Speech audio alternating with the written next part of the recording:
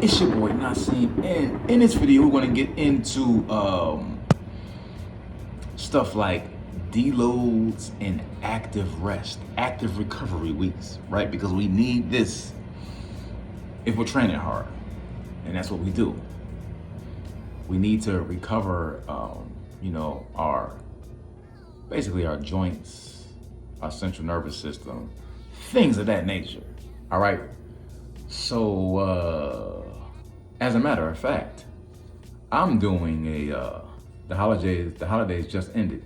And believe it or not, I actually worked hard through the holidays. That's right, on a cut. And now it's the second week of January, I think. And I'll be doing probably just an active rest.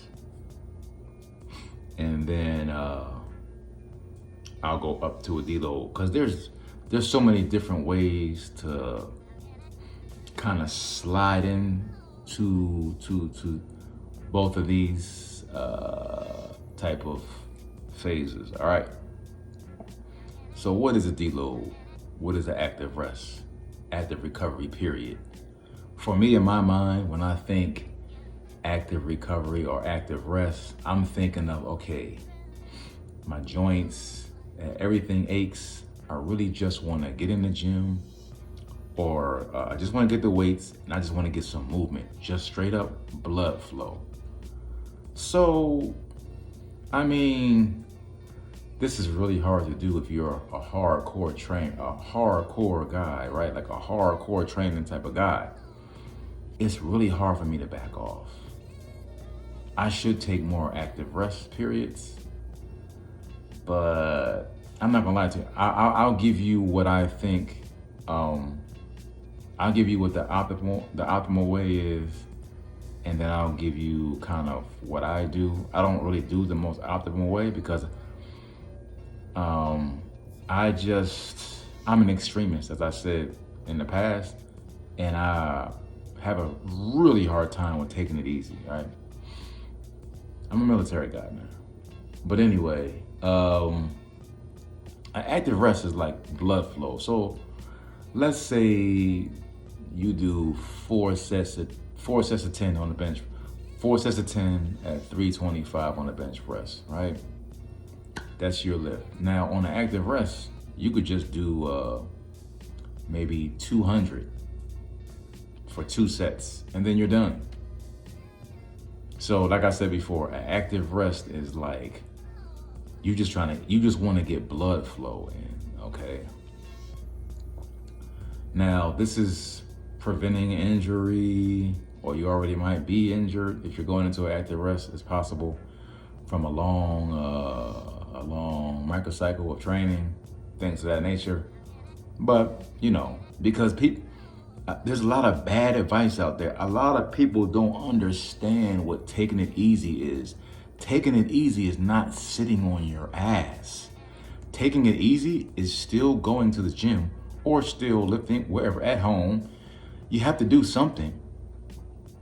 You have to do something. I don't care what the doctor says. Rest 6 weeks. I don't care what he says. It doesn't matter. Like I said before, they don't train, so how do they know, right? So, so the active rest part, boom, this is blood flow. A deload is more like, in my head, I'm just going to do half of what I usually do. Half, or for instance, maybe like 75%. So if I'm going to do pull downs that day, pull down machine, if I'm going to do like 150 pounds, 4 sets of 12, I might do like 3 sets of 8 with like 135, something like that, right? So I'm not going as hard. I'm not pushing it to failure at all. This, in my mind, a deload is more like a psychological break. The active rest is kind of like both physiological and psychological, but for me, in my head, at least that's the way I think about it, a deload would be more like just that mental of not, I mean, definitely, it's still both, But it's basically that mental, that central nervous system. We want to bring all that fatigue down. All these things are bringing down fatigue, which is the most important thing in having a great body. Fatigue and fatigue and recovery management. That's big, man. So you got to take these things into consideration if you are training hard, all right? You got to have rest days. You got to have rest weeks. Sometimes you got to have 2 weeks where you just kind of like do nothing, just do like regular shit that regular people do, right? I'm not a regular person, so I don't even know what regular people do. So, but you got to remember, I went to the military at 18, right? And I got out when I was almost 30, right? And then I got into the bodybuilding game. I got serious around 34. And from that time till now, I'm 45 now, I just been living the straight up lifter lifestyle, you know, hardcore lifestyle. So that's what it is.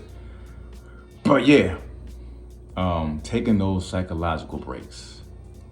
Because remember, if it's physical, it's mental too, all right? That's why I tell people diets is all mental. It's all mental. You're definitely putting yourself, you're basically starving yourself. You're slowly starving yourself, right? That's basically what you're doing. And it takes a toll on your mental and physical, all right? So I am out of here, guys. Make sure you are taking rest days, breaks, days off, vacations, if you're training hard, right? We know what training hard means.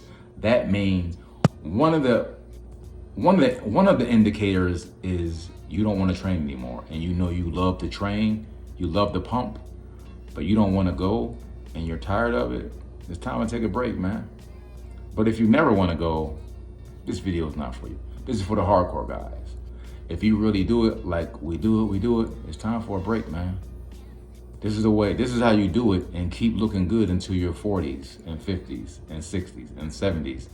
You know, there's still some bodybuilders out there.